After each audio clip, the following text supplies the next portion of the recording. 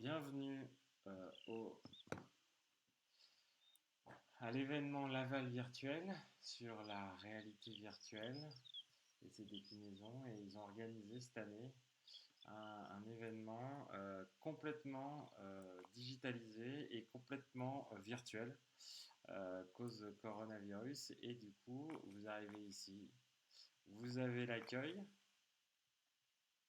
Et vous avez un ticket parce que si vous avez des problèmes de support technique.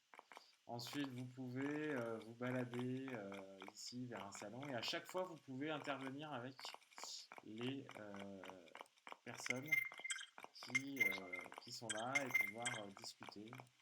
Vous pouvez avoir accès à la plage éventuellement, rentrer dans des salons.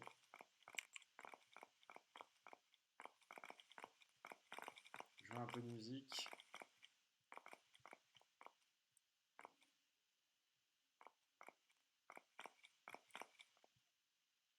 Évidemment, vous pouvez avoir diffusé des affiches ici.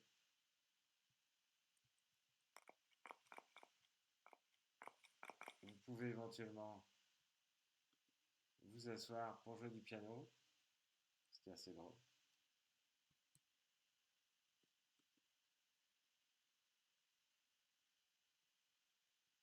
Là, vous vous asseyez, hop. Vous pouvez repartir et hop, continuer la visite. Hop. Donc là, on va se diriger vers la sortie. Alors évidemment, sur cet événement-là, on a tout un tas d'espaces différents. Ouais. Et là, vous pouvez entendre les conversations des gens à côté, évidemment. Zahir, ça va? C'est très drôle. Et puis là, par exemple, vous avez le salon de conférence où vous pouvez rentrer. Hop.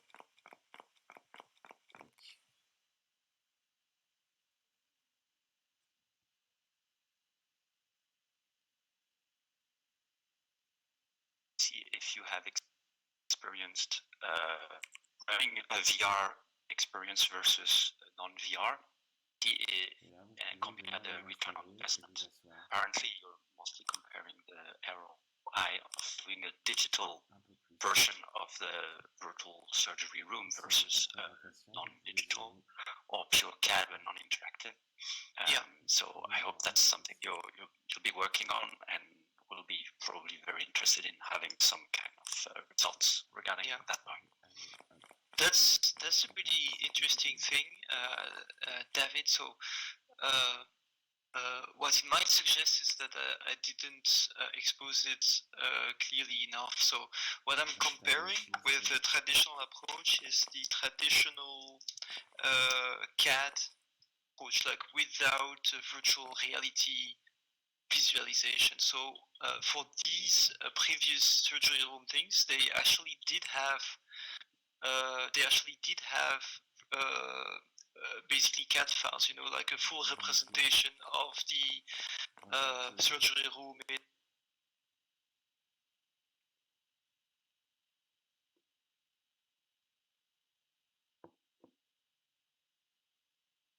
Donc là, on ressort, ça demande un petit peu de temps, mais c'est normal. Franchement, c'est un système qui est très bien vu.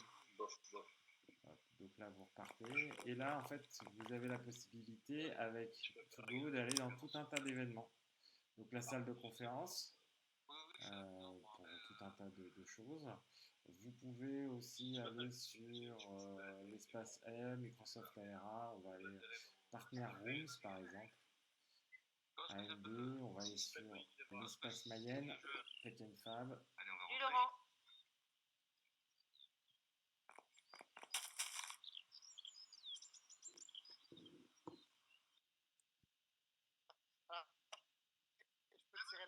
Regardez les affichages, par exemple. Regardez si on veut. On peut applaudir.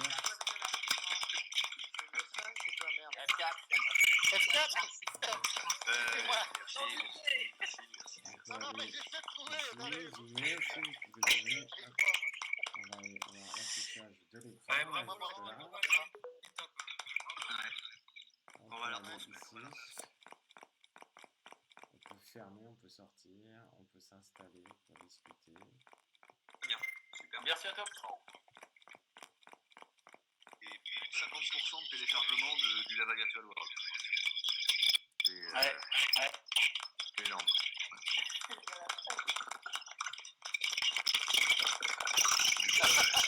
Ça va, on se calme.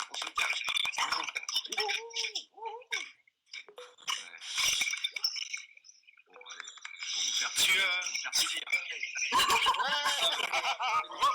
Merde, je sais pas faire, moi, ça m'agace. Laurent, tu nous fais peut-être une petite présentation là des travaux. Ouais. Alors, déjà, le fait d'avoir virtualisé l'aval virtual nous permet de maintenir un lien tel qu'on voulait le maintenir avec l'ensemble de la communauté et du coup c'est quand même ça va carrément au-delà de nos attentes, hein, les chiffres sont dingues. Et les premières perspectives, je dirais, qu'on peut sentir, c'est le fait que la notoriété se développe, la visibilité internationale aussi. C'est la première fois qu'on a des articles dans la presse au Brésil, en Colombie, je sais plus, en Suisse, etc. Enfin voilà, et du coup, je pense que ça va donner de l'appétence pour que les gens viennent physiquement dès qu'on pourra, et j'espère l'année prochaine.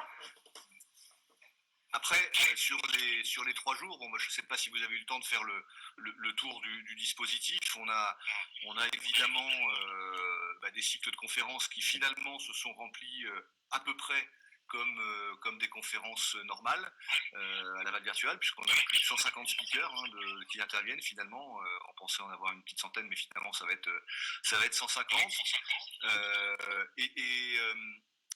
Et les salles sont plutôt pas mal remplies. Hein. Il y a entre 70 et 150 personnes par salle. Simon Richir n'a jamais eu autant de spectateurs à ces conférences scientifiques que cette fois-ci. Donc ça aussi c'est plutôt intéressant comme tendance, et ça permet d'entrevoir là aussi des perspectives d'augmentation de l'événement physique. Hein. Donc les conférences, il y a la soirée de remise des awards ce soir, qui va être un beau moment aussi. La cérémonie va forcément être un peu plus courte que d'habitude. On a le vernissage de Recto Verso à 18h, virtuel évidemment, sur le toit, sur le rooftop du bâtiment Recto Verso. À 19h, donc la soirée de remise des awards, et puis à partir de 20h, la LV party. La première LV party, puisque là pour le coup c'est facile d'en faire plusieurs, donc on en fera une jeudi et une vendredi aussi, donc ça sera sur le terrain de foot. Voilà, on vous réserve quelques surprises. Alors il fera nuit sur le terrain de foot parce que voilà, c'est quand même plus sympa quand c'est un petit peu en ambiance tamisée. Voilà, on a eu tout à l'heure une belle réunion avec nos amis de la communauté XR d'Amérique du Sud, avec monsieur l'ambassadeur de France en Amérique du Sud qui était présent, et voilà, qui a vraiment beaucoup d'appétence pour ce qu'on fait, et du coup voilà, on explore ensemble la faisabilité d'un lava virtuel Amérique du Sud, et si possible à compter de 2021. Donc ce serait une belle aventure. On a là-bas des soutiens très très forts, qui nous aident à faire venir. Enfin, il y a une communauté américaine du Sud là, qui est très présente sur le Lava Virtual World pour la première fois. Donc c'est plutôt intéressant aussi. Ensuite, donc demain, une journée un peu plus calme, contrairement à ce que c'est d'habitude sur l'événement physique. Évidemment la poursuite des conférences, mais pas de grands sous-événements, j'allais dire.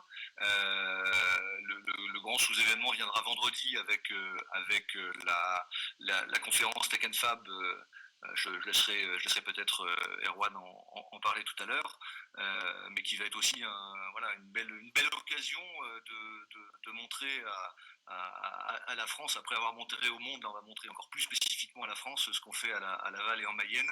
Et voilà, ça sera une belle occasion pour toute la communauté d'être reconnue.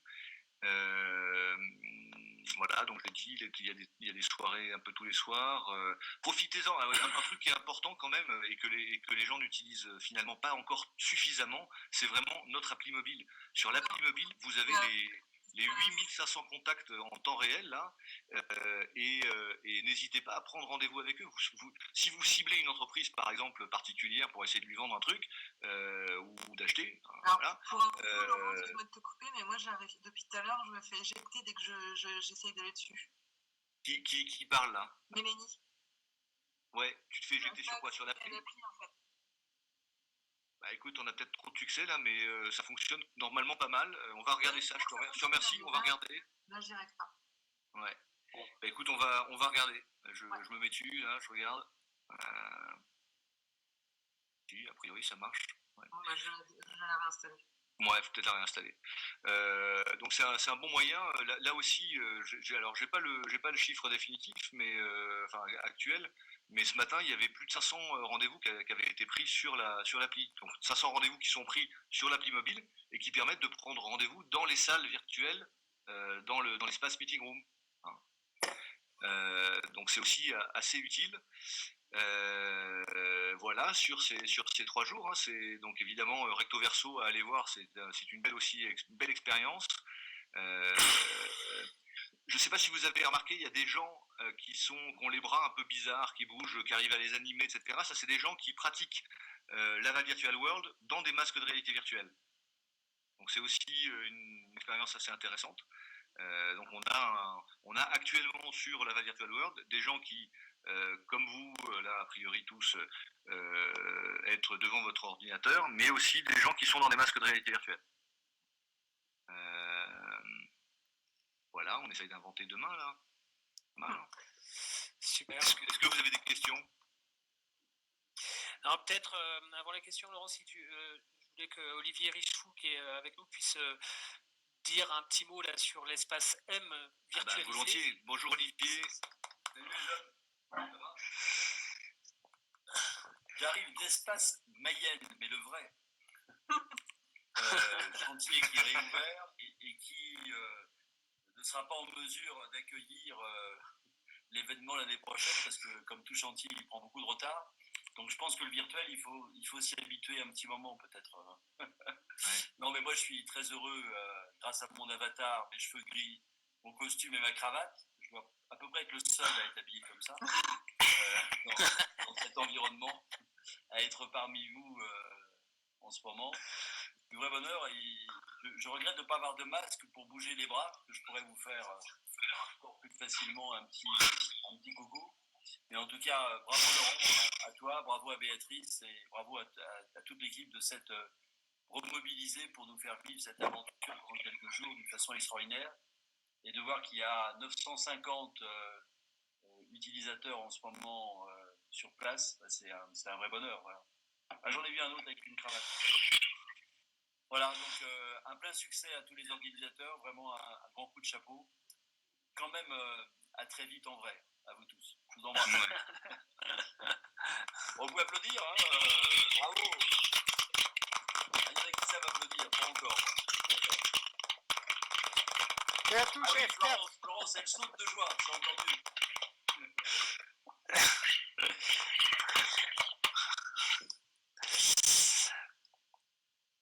Ok, donc simplement sur l'espace M, donc il y a un certain nombre de start-up de l'écosystème mayennais et lavallois qui sont présentes et qui seront donc présents sur les 3 jours. Donc vous pourrez voir sur le programme l'ordre de présence de ces start-up.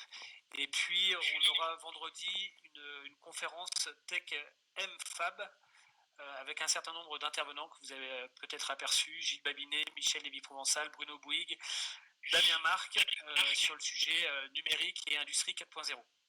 Voilà, donc vous êtes tous conviés, c'est à 16h vendredi dans le grand auditorium.